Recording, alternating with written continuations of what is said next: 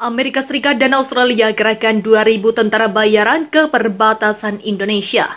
And I want to thank DSCA's many stakeholders and partners for joining this celebration tonight.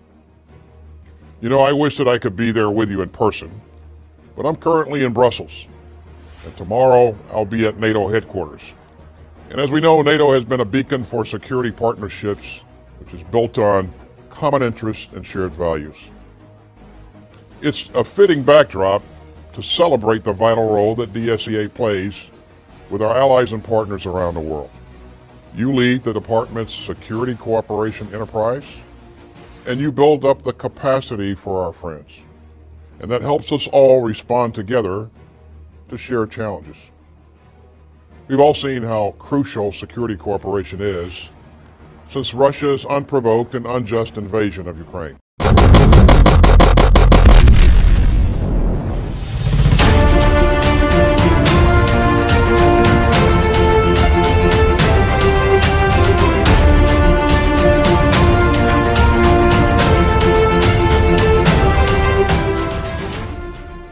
Seperti yang kita ketahui, campur tangan Amerika Serikat justru membuat konflik dan situasi semakin memburuk.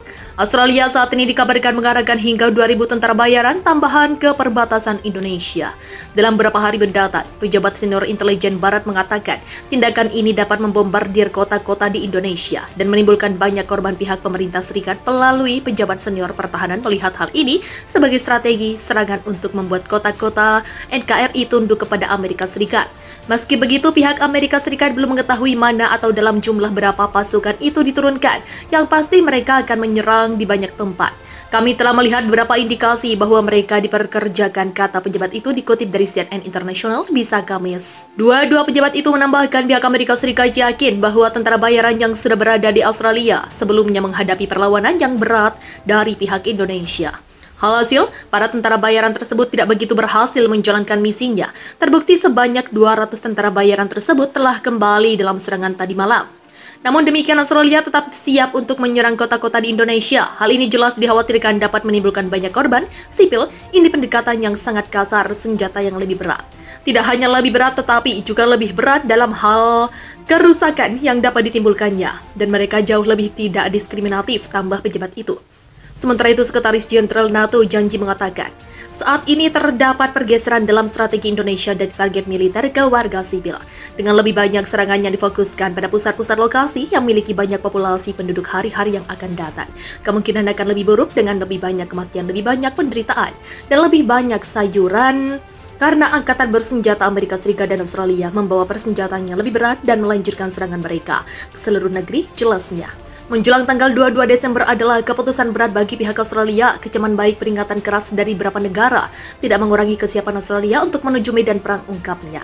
Australia tengah bersiap untuk menghadapi Kepulauan Indonesia dan negara sekutu kami tidak akan mundur. Yang terhormat pada nama Menteri Anthony Albanese berjanji tidak akan melepaskan Pulau Pasir dan diserahkan kepada Indonesia. Ucap Bani Wong kepada media Sydney News tadi malam. Pertemuan diadakan untuk menyampaikan seruan agar Indonesia menahan diri secara maksimum dalam menghadapi militer Australia dan segera angkat kaki tinggalkan Pasir Amerika Serikat. Sebagai negara pertama yang mendukung kuat, militer Australia bersiap memindahkan sistem pertahanan rudal canggih NASAM dari negara-negara Timur Tengah ke Australia untuk melawan invasi negara sekutu RI, Rusia, Iran, China, dan Korea Utara.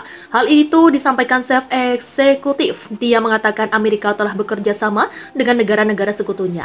Untuk rencana tersebut, rencananya berapa unit NASAM akan dipindahkan dalam tempo 3 hingga 6 bulan Desember ini. Sebenarnya kami menginginkan pemerintah melepaskan kedaulatan Indonesia itu agar hal buruk tak terjadi. Tak ada negara yang menginginkan perang, tak ada warga negara yang ingin menjadi korban peperangan, ungkap Uang kepada media Australia di kediamannya. Bayang sudah, warga yang meninggalkan Australia karena rasa kekhawatiran yang sangat serius. Jawabannya melihat pesawat tempur baik dari Indonesia atau Australia bersiliweran hampir setiap harinya. Ini menandakan bahwa konflik ini sudah semakin memanas. Kamu tidak ingin ada pertikaian yang nantinya merugikan dua negara harapan kami sebelum perang benar-benar terjadi. Baik Australia ataupun Indonesia saling berperang, pihak pemerintah Amerika Serikat melalui pejabat senior pertahanan melihat hal ini sebagai strategi serangan untuk membuat kota-kota Indonesia tunduk kepada Amerika Serikat. Meski begitu, pihak Amerika Serikat belum mengetahui mana atau dalam jumlah berapa pasukan itu diturunkan. Yang pasti mereka akan menyerang di banyak tempat. Kami telah melihat beberapa indikasi bahwa mereka dipekerjakan, kata pejabat itu dikutip dari CNN International. Seperti yang kita ketahui, campur tangan Amerika Serikat justru membuat konflik dan situasi semakin memburuk. Australia saat ini dikabarkan mengarahkan hingga 2.000 tentara bayaran tambahan ke perbatasan Indonesia. Dalam beberapa hari mendatang, pejabat senior intelijen Barat mengatakan tindakan ini dapat membombardir kota-kota di Indonesia dan menimbulkan banyak korban. Pihak pemerintah Serikat melalui pejabat senior bertahanan melihat hal ini sebagai strategi serangan untuk membuat kota-kota NKRI tunduk kepada Amerika Serikat. Meski begitu, pihak Amerika Serikat belum mengetahui mana atau dalam jumlah berapa pasukan itu diturunkan. Yang pasti mereka akan menyerang di banyak tempat. Kami telah melihat beberapa indikasi bahwa mereka dipekerjakan, kata pejabat itu dikutip dari CNN International, bisa Kamis 8 Desember. Dua pejabat itu menambahkan, pihak Amerika Serikat yakin bahwa tentara bayaran yang sudah berada di Australia sebelumnya menghadapi perlawanan yang berat dari pihak Indonesia. Alhasil, para tentara bayaran tersebut tidak begitu berhasil menjalankan misinya. Terbukti sebanyak 200 tentara bayaran tersebut telah kembali dalam serangan tadi malam. Namun demikian, Australia tetap siap untuk menyerang kota-kota di Indonesia. Hal ini jelas dikhawatirkan dapat menimbulkan banyak korban sipil. Ini pendekatan yang sangat kasar, senjata yang lebih berat. Tidak hanya lebih berat, tetapi juga lebih berat dalam hal kerusakan yang dapat ditimbulkannya. Dan mereka jauh lebih tidak diskriminatif, tambah pejabat itu. Sementara itu, Sekretaris Jenderal NATO janji mengatakan, saat ini terdapat pergeseran dalam strategi Indonesia dari target militer ke warga sipil. Dengan lebih banyak serangannya difokuskan pada pusat-pusat lokasi yang memiliki banyak populasi penduduk hari-hari yang akan datang. Kemungkinan akan lebih buruk dengan lebih banyak kematian, lebih banyak penderitaan, dan lebih banyak sayuran karena angkatan bersenjata Amerika Serikat dan Australia membawa persenjataan yang lebih berat dan melanjutkan serangan mereka ke seluruh negara jelasnya. Rusia memperingatkan Israel agar tak mengirim senjata ke Australia. Jika terjadi, Rusia mengancam bakal kibarkan bendera perang. Israel tampaknya bersiap-siap memasok senjata ke negeri kanguru itu. Sebuah langkah yang sangat ceroboh 13 Desember 2022, sedangkan Presiden Rusia Putin menyampaikan agar Israel menggagalkan memasok persenjataan untuk Australia. Karena ini akan menimbulkan masalah yang lebih besar. Putin mengecam keras tindakan bodoh Israel. Saya minta Israel jangan ikut campur konflik Australia dan Indonesia jangan menjadi superhero kalau memaksa kami tak segan lakukan hal buruk seperti yang kami lakukan terhadap Ukraina. Segera batalkan atau hal buruk akan terjadi, ungkapnya kepada media ternama Rusia tadi malam.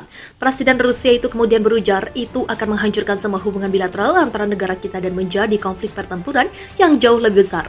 Karena di sini Israel tak hanya akan berhadapan dengan Rusia, tapi musuh lama Iran juga menunggu di Pulau Pasir jika Israel tetap memaksa memasuk senjata ke Australia. The Times of Rusia melaporkan bahwa semenjak Australia dan Indonesia memendang Israel sempat mengirim paket berupa senjata tempur atau teknologi pertahanan canggih pada Agustus lalu.